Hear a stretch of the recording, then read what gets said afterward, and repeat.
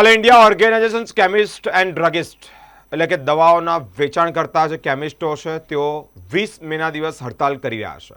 હડતાલ કરવા પાછળનું મુખ્ય કારણ એ છે કે કોરોના સમયે કોરોનાની વિપરીત પરિસ્થિતિમાં અલગ અલગ જગ્યા પર ઓનલાઈન બધી વસ્તુઓ વેચાતી હતી. મેડિકલની તમામ વસ્તુઓ ઓનલાઈન વેચાતી હોય, પરંતુ હાલ અત્યારે તે જ વસ્તુઓ અત્યારે પણ વેચાઈ રહી છે. એટલે કે ઓનલાઈન જમાનો આવતાની સાથે જ આ જે કેમિસ્ટો છે, મેડિકલ સ્ટોરના જે સંચાલકો છે, તેઓને ક્યાંક ને ક્યાંક નુકસાન થઈ રહ્યું છે. ઇવન તેઓ આક્ષેપ પણ કરી રહ્યા છે કે ઓનલાઈનમાં ક્યાંક ને ક્યાંક ખોટી દવાઓનું વેચાણ થઈ રહ્યું હોય, ઓનલાઈનમાં ક્યાંક ને ક્યાંક આ ખોટી દવાઓ ઓછા કિંમતે મળતી હોય, જેને લઈને જ અનેક દર્દીઓને અનેક હાલાકીઓનો સામનો પણ કરવો પડે છે. 20 મેના દિવસ હડતાલ કરવાના હોય, જે અંતર્ગત તેઓ અલગ અલગ બાબતે અલગ અલગ સબ્જેક્ટ એટલે કે વિષય પર વિરોધ નોંધાવી રહ્યા છે. કેમિસ્ટ ગુજરાત રાજ્યની વાત કરીએ તો અલગ અલગ જગ્યા પર ઘણા બધા મેડિકલ સ્ટોર 20 મેના દિવસે બંધ રહેવાના છે.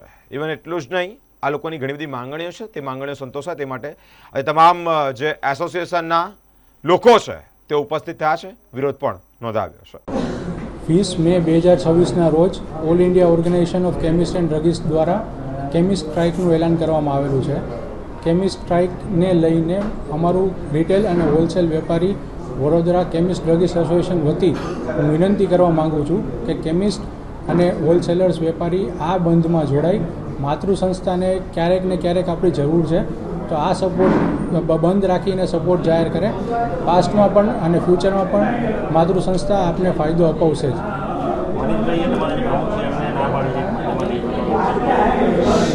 સાહેબ, આ વસ્તુ જ્યારે મનીષભાઈનો અંગત કોઈ રીતે કોઈ પ્રશ્ન હોઈ શકે જેના લીધે એમને કદાચ આ બંધમાં જોડાવાની ના પાડેલી છે, પણ આજની તારીખમાં અમારી પાસે 99% હોલસેલ વેપારીનું બંધ કરવાનું સમર્થન જાહેર છે, જ્યારે ને 70% રિટેલ કેમિસ્ટ સાથે અમે આજ સુધીમાં ટેલિફોનિક અથવા તો વોટ્સઅપ માધ્યમથી અમે પહોંચેલા છીએ.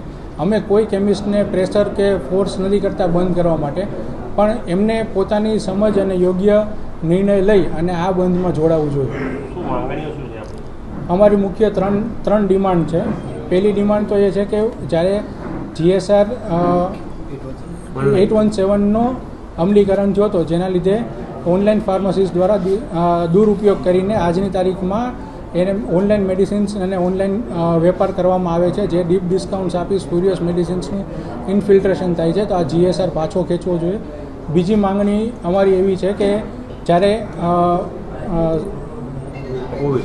COVID-19 દરમિયાન એક GSR લાગુ કરવામાં આવ્યો હતો, જેમાં હોમ ડિલિવરીની સર્વિસ કરવા માટે AOCD દ્વારા ગવર્મેન્ટ અપીલ કરવામાં આવી હતી અને ગવર્મેન્ટે આને મંજૂર કર્યું હતું.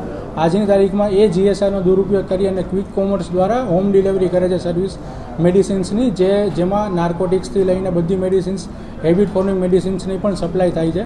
તો આ GSR પાછો ખેંચવો પડે. અને લાસ્ટ અમારી ડિમાન્ડ એ છે કે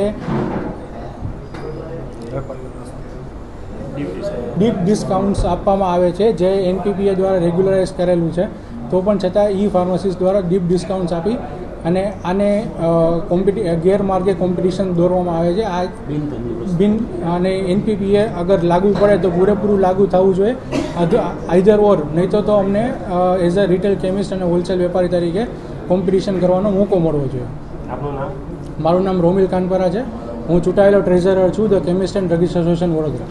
હું ગુજરાત સર્જિકલ એસોસિએશનના પ્રેસિડેન્ટ કેતન શાહ, હું બરોડા બેઝ છું.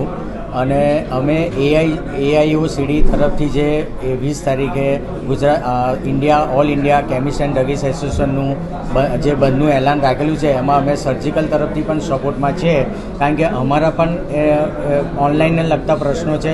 અમારી ઘણી બધી સર્જિકલની પ્રોડક્ટો અમને જે કંપનીના રેટમાં આવે છે એના કરતાં સસ્તા દરે ઓનલાઈનમાં વેચાતી હોય છે, એટલે એના માટે અમે એ વિરોધમાં સામેલ થયા છે.